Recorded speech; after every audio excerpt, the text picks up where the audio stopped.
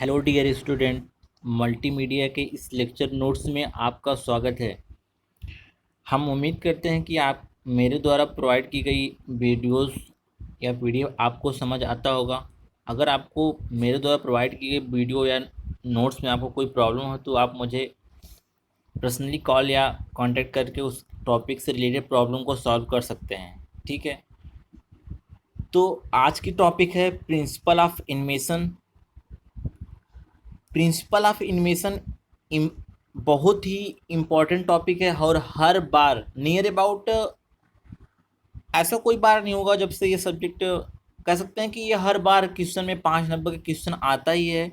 और principle of animation हर बार पूछा जाता है। तो हम स्टूडेंट से कहना चाहेंगे कि इसके हर एक पॉइंट्स को समझें और उसको नोट डाउन करें।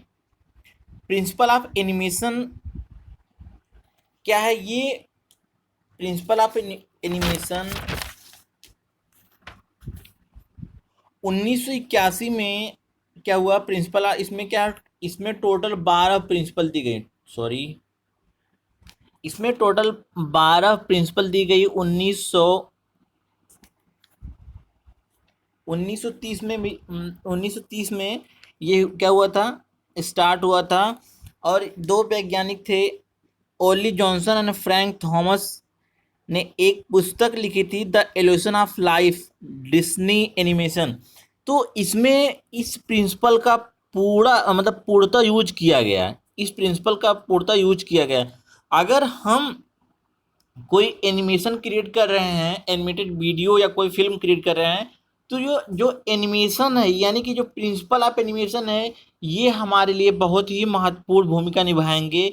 यानी कि अगर हम कोई एनिमेटेड वीडियो बना रहे हैं या फिल्म को बना रहे हैं, तो हमारे लिए जो प्रिंसिपल यानी कि जो 12 प्रिंसिपल हैं, ये हमारे लिए महत्वपूर्ण भूमिका निभाते हैं। ठीक है, तो इस वीडियो लेक्चर को हम दो पार्ट में डिवाइड करेंगे। एक पार्ट 1 होगा जिसमें 6 प्रिंसिपल होंगे, और सेकेंड पार्ट 2 होगा जिसमें 6 टू 12 प्रिंसिपल होंगे। तो हम इसलिए वीडियो को 2 पार्ट में कर रहे हैं ताकि वीडियो लंबा ना हो और चीज़ों को आप आसानी से समझें। ठीक है, तो आइए स्टार्ट करते हैं। प्रिंसिपल ऑफ एनिमेशन में सबसे पहला प्रिंसिपल है squash and stretch. Squash and stretch, ये पहला प्रिंसिपल है। प्रिंसिपल ऑफ एनिमेशन का पहला प्रिंसिपल है। अब इस स्क्वैश और स्ट्रेच क्या होता है? स्क्वैश या स्ट्रेच हमारे एनिमेशन में किसी भी ऑब्जेक्ट को फ्लेक्सिबिलिटी प्रोवाइड करते हैं। यानी कि स्क्वैश और स्ट्रेच किसी भी एनिमेशन में ऑब्जेक्ट को क्या करते हैं? फ्लेक्सिबिलिटी प्रोवाइड करते हैं। ठीक, और दूसरा है object gate longer and flatter. Object क्या होता है?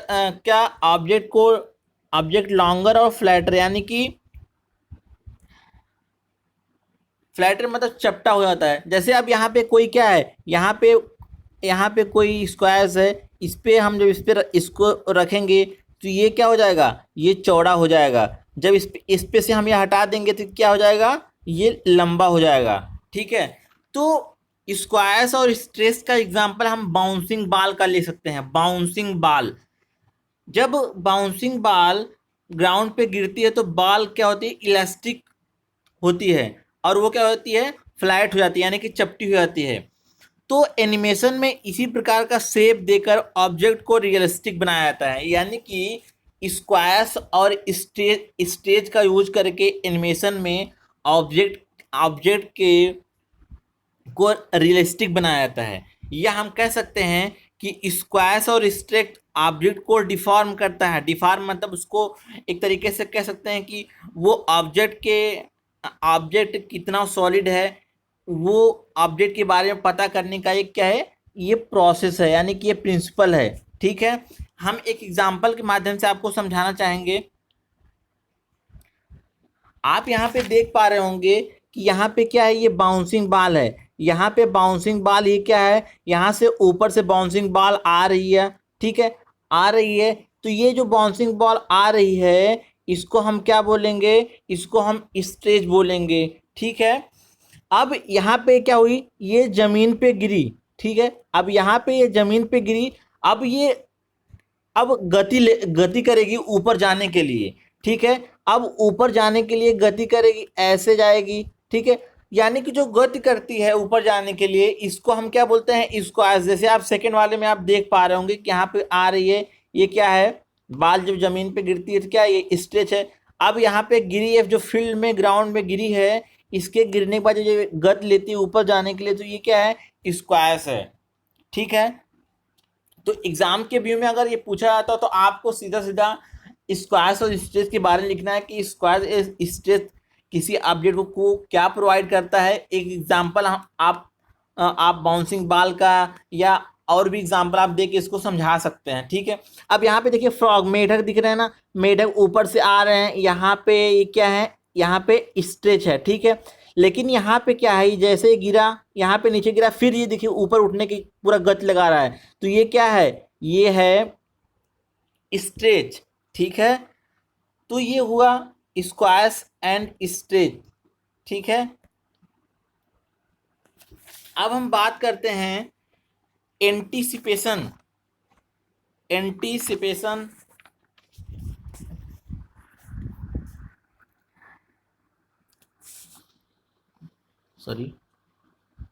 Anticipation means help communicating action to the audience by preparing them for the next action।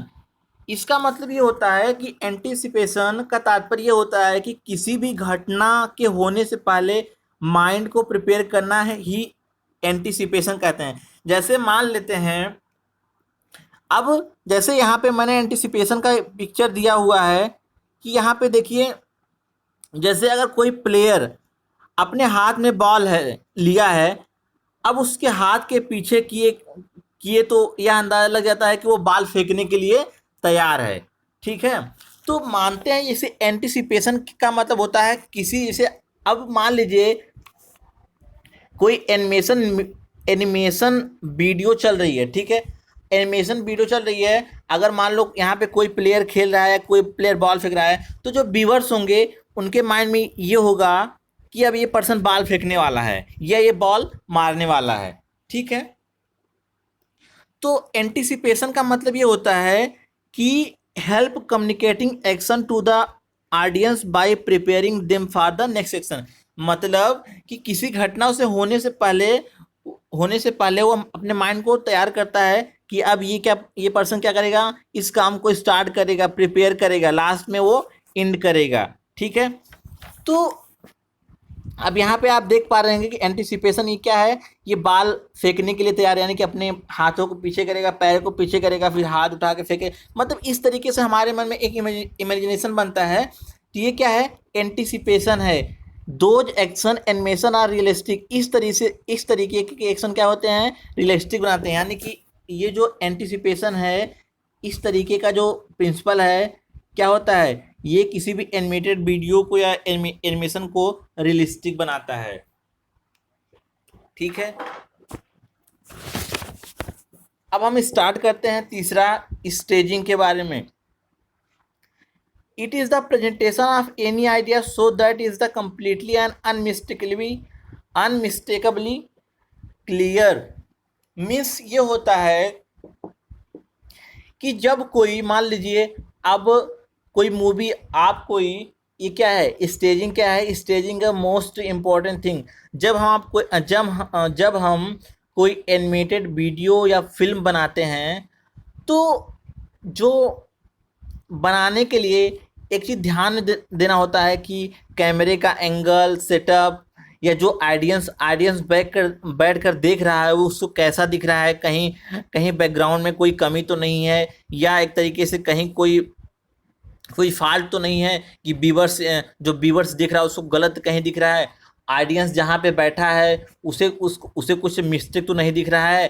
तो स्टेजिंग का मतलब यही होता है कि किसी भी एनिमेटेड वीडियो या फिल्म में जब हम बनाते हैं तो हम ये ध्यान रखते हैं कि हमारे कैमरे का एंगल कैसा है, सेटअप कैसा है, जो ऑडियंस बैठा हुआ हो उसको किस तरीके से दिख रहा है, या स्टेज कैसा दिख रहा है। तो ऑडियंस जहाँ पे बैठ के देख रहा है वहाँ से कुछ मिस्टेक तो वो फाइंड आउट नहीं कर रहा है। तो स्टेजिंग में यही होता है, स्टेजिंग में कि ऑडियंस जो है वो सही देख पा रहा है कि नहीं। अब यहाँ पे मान लीजिए कोई मूवी हम डाउनलोड कर बना रहे हैं, कोई एनिमेटेड वीडियो बना रहे हैं, अगर हम रिच हाउस में बनाएंगे तो हमें बहुत ज़्यादा एक तरीके से कह सकते हैं कि मिस्टेक फाइंड आउट नहीं होगी।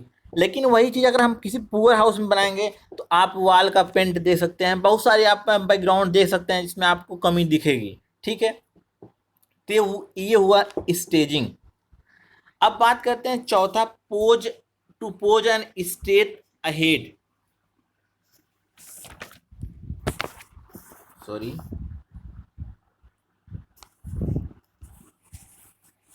पोज टू पोज का मीन्स मतलब ये होता है कि अब यहाँ पे मैंने दो इमेज को ड्रा किया, उस इमेज के माध्यम से समझा। ये पोज टू पोज क्या है, ये कह सकते हैं कि टाइप्स ऑफ एनिमेशन में है। ये pose to pose and straight, ये दोनों अलग अलग चीज़ें हैं। अब यहाँ पे क्या है,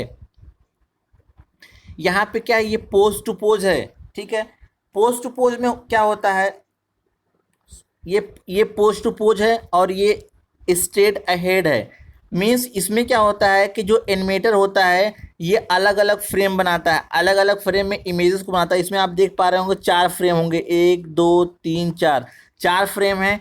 इस 4 फ्रेम को पहले डिज़ाइन करेगा, फिर डिज़ाइन करने के बाद देखिए अब इसमें क्या दिखाया है कि ये कोई पर्सन है, ये पर्सन खड़ा है। अब ये यहाँ पे बैठना चाहता है, तो कुछ इस तरीके से देखिए यहाँ पे फ्रेम बनाया गया है। ये इस तरीके से इसे ऐसे ऐसे ऐसे जाके यहाँ पे ये बैठ गया। यानी कि ये क्या है, एक तरीके से रियलिस्टिक बनाने के लिए इस तरीके से इसको डिज़ाइन किया गया है। ठीक, अब सेकंड में क्या है, पोज टू पोज। अब कोई भी पर्सन, अब यहाँ पे ये दिखाया गया, अब ये पर्सन यहाँ पे क्या है, ये खड़ा है, अब ये बैठना चाहता है, तो ये एक एंगल लेके बैठेगा, यानी कि एक एंगल के माध्यम से ये यहाँ पे बैठेगा। तो pose to pose and straight ahead हम उम्मीद करते हैं इसमें, इसलिए यहाँ पे पिक्चर के माध्यम से समझाने से, क्योंकि इसमें विदाउट हम प्रैक्टिकली इसको हम समझा नहीं सकते। बाकी नोट डाउन करने के लिए हम आपको नोट्स प्रोवाइड कर देंगे, लेकिन आपको इस समझने के लिए इसको समझना पड़ेगा। ठीक है, तो ये हुआ pose to pose and straight ahead. आगे चलते हैं, flow through and overlapping action. Flow through and overlapping action. जैसे flow through and overlapping action में क्या होता है, मान लीजिए कोई पर्सन है, अब कोई पर्सन यहाँ पे है, ठीक है, इस बिल्डिंग से है, अब ये पर्सन जंप करके इस बिल्डिंग पे जा रहा है। ठीक है, जंप करके इस बिल्डिंग पे जा रहा है, तो ये पर्सन जब यहाँ पे पहुँचेगा तो ये पर्सन जब यहाँ पे स्थिर हो जाएगा, लेकिन फिर भी इसके बाल या अगर इसने कुछ पहना हुआ है तो वो क्या करेंगे, वो सब हिलते रहेंगे, कुछ मूव करते रहेंगे। Flow through and overlapping action का मतलब यही होता है कि मीन्स फ्लो थ्रो तथा ओवरलैपिंग एक्शन की सीन को क्लियरिटी प्रदान करने के लिए किए जाते हैं। मतलब इसमें क्या होता है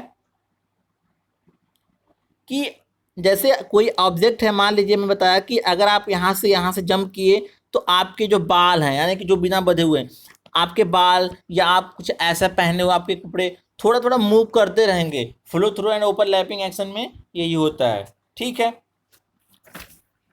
अब बात करते हैं slow in slow out. Slow in slow out का मतलब to build speed slowly and stop slowly. Slow in slow out का तात्पर्य कब किसी घटना की स्पीड फास्ट होगी और कब किसी घटना की स्पीड स्लो होगी, उसी अनुसार उस सीन को एक्शन को चलाना। मीन्स अभी कोई हम एनिमेशन बना रहे हैं तो कब किस सीन का मतलब कब किस सीन में स्लो मोशन रहेगा, कब फास्ट मोशन रहेगा, तो ये हम slow in slow out principles में हम अप्लाई करते हैं। इसके अप्लाई करने से जो एनिमेशन बनता है वो एकदम रियलिस्टिक लगता है कि हाँ ये सही में ऐसा हो रहा है। ठीक है, अब यहाँ पे पिक्चर के माध्यम से हम आपको समझाने की कोशिश करेंगे। यहाँ पे क्या है, ये बाउंसिंग बाल है, यहाँ पे एक बाउंसिंग बाल है। जैसे ही ये अपने टॉप मोस्ट पॉइंट पे यानी कि टॉप मोस्ट पॉइंट पे यानी कि ग्राउंड पे गिरती है, ठीक है, मोस्ट पॉइंट पे ग्राउंड पे क्यों बढ़ती है, तो गुरुत्वाकर्षण से इसे प्रभावित करता है और इसे नीचे यानी कि इसमें इसे जो धीमा कर देता है, यानी कि जब ये नीचे आ जाएगी तो ये क्या हो जाएगी, धीमा को हो जाएगी, तब यह नीचे की ओर गति को और अधिक तेज शुरू कर देगा, यानी कि नीचे की ओर अधिक गति से शुरू कर देता है और जब तक ये जमीन पर यहाँ पे हिट नहीं होगी। अब यहाँ पे आप देख पा रहे होंगे ऐसे ऐसे स्लो हुआ, यहाँ पे गिरी, ठीक है, यहाँ पे गिरने के बाद इसकी स्पीड क्या हुई, ठीक है, जैसे गिरेगी इसकी स्पीड बढ़ जाएगी।